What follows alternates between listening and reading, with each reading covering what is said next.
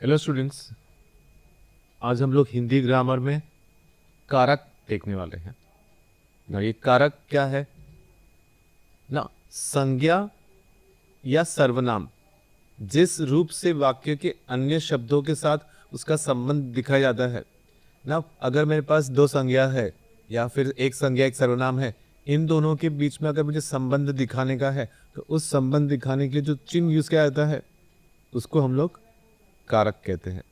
Right ना, कारक को प्रसर्ग या विभक्ति भी कहते हैं। राइट नाउ लेट्स सी इसमें क्या चिन्ह है। नाउ सी कारक और उसकी विभक्तियां। कारक पहला कर्ता कारक। नाउ कर्ता कारक रहेगा तो इसका चिन्ह होता है ने। कभी कभी ये चिन्ह के बिना भी होता है। राइट दूसरा है कर्म कारक, तो यहां पे इसका चिन्ह आएगा को। तीसरा करण कारक है जिसका चिन्ह से या के द्वारा है। चौथा है संप्रदान कारक। संप्रदान कारक के लिए चिन्ह क्या है? के लिए या को। और अपादान कारक से ना। तुम लोग अगर ध्यान से देखोगे तो ये जो करण कारक है उसमें भी से आया है, और अगर अपादान कारक है तो उसमें भी से आया। तो हम लोग कैसे आइडेंटिफाई करेंगे कि अगर वाक्य में से आया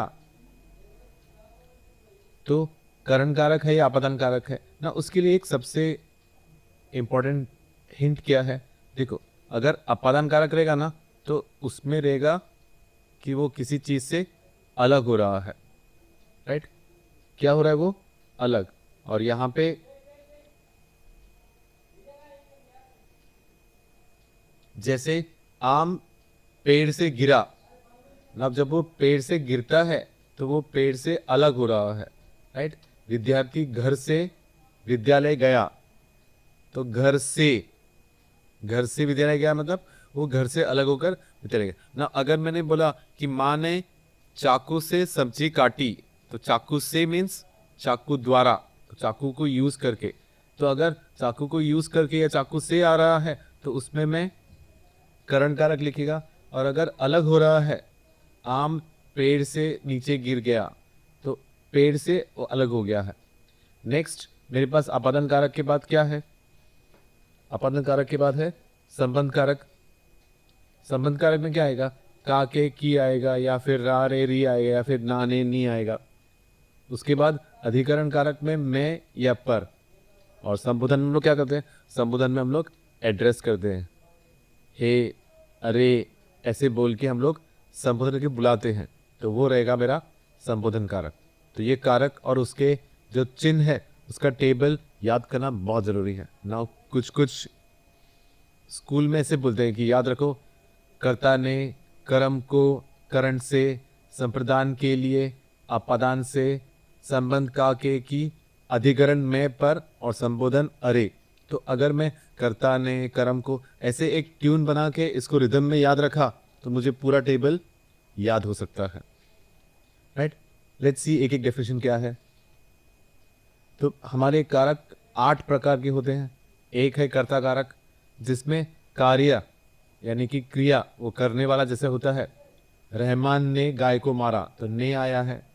राइट, कर्म यानी कि जिस पर क्रिया हो रहा है, जिस पर क्रिया का असर पड़ रहा है। मानू ने सिरचन को पान दिया तो पान पर असर पड़ रहा है। कर्म कारक के बाद हमारे पास है करण कारक जिसकी सहायता से क्रिया कार्य होता है। जैसे सिरचन ने कुश से आसानी बनाई, यानी कि कुश को यूज करके, कुश के द्वारा। तो यहाँ पे से वाला करण कारक आएगा। संप्रदान के लिए यानी कि जिसके लिए क्रिया की जा रही है।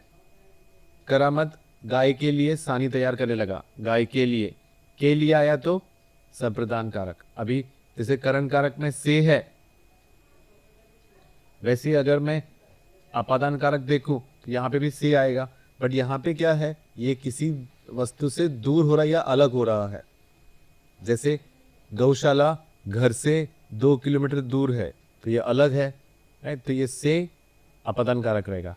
तो ये 5 कारक के बाद हमारे पास संबंध कारक का की के। इसमें क्या आएगा? जिससे संज्ञा का किसी और संज्ञा के साथ संबंध प्रकट हो रहा है। मालूम पड़ रहा है कि लक्ष्मी ज्ञान सिंह की निशानी थी की, राइट। फिर उसके बाद है अधिकरण कारक, जिस शब्द से क्रिया के आधार पर बोध होता है, जैसे पर, मैं, राइट। करामत अली ने लक्ष्मी की पीठ पर दबा लगाई।